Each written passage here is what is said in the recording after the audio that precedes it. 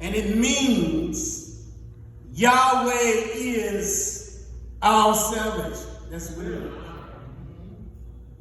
And so he prophetically speaks 700 years before the Messiah comes, and he's coming as a sovereign Savior, but yet as a suffering Savior for us.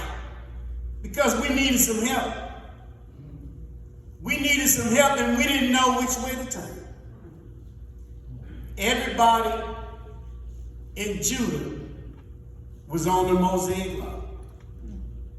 But Isaiah had received something special from God, and he's trying to get it out the best way he can. And it's hard to tell somebody a new thing when they don't have a listening ear. But I'll stand here today flat-footed and I'll tell you that the Savior is on his way back. Because we serve a loving God. And Jesus Christ is our Savior.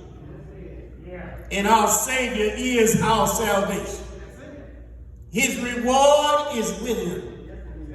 It is in his right hand. And he's on his way back. He's coming as a sovereign Savior to bear a cross and to wear a crown. Must Jesus bear the cross alone? And the whole world go free? We have to tell of this gospel, of this Messiah, of this Christ. We have to tell it. It's our business. It's our job. It's our reasonable service. We must present our bodies reasonably in service to the Lord. Because it's acceptable in his sight.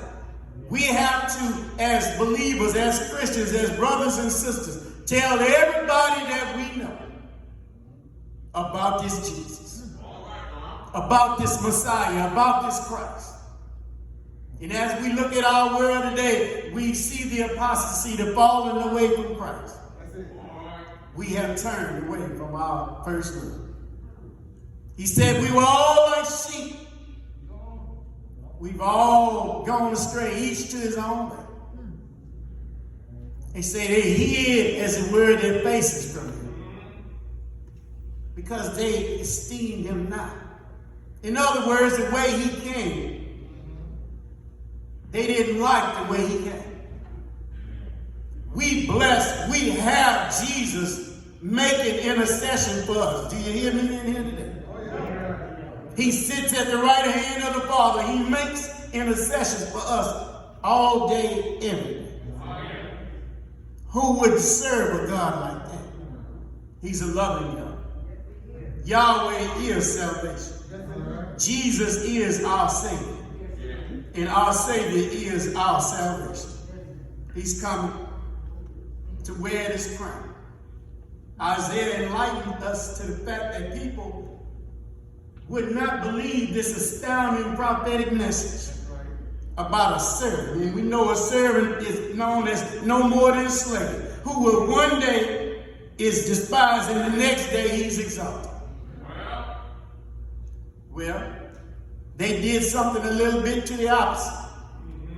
On Palm Sunday, they were loving him. And on Thursday evening, they were killing him. He's a sovereign Savior and a suffering Savior all at the same time. But he's a loving God. He's a loving God for a loving people. I know that you love him because I love him. And we're here together because of him. But people would have a hard time believing this prophetic message. And he says, who will believe the gospel of Christ? Who will believe the gospel of the Messiah? Who will believe the good news of Jesus? Who? We will. That's you and I. John said it like this in chapter 12, 37, 38. He said, but though he had done so many miracles before them, yet they believed not on him. That the saying of Isaiah the prophet might be fulfilled, which he spake. Lord, who had believed our report.